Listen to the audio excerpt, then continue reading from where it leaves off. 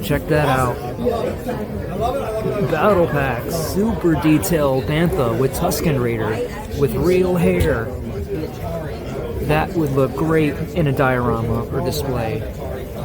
And an even larger multi-troop transport from Phantom Menace.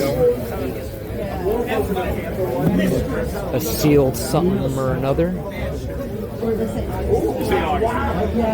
Wow, holy crap. I don't think I've ever seen anything like this in person.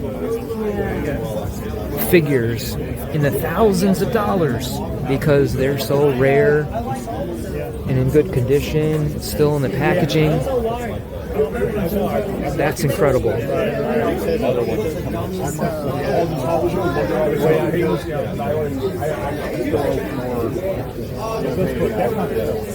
Ooh, we got accessories. Can never have enough of those.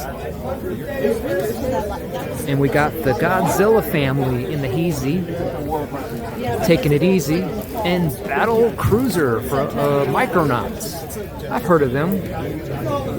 I never had any of those though when I was a kid. It is what it is.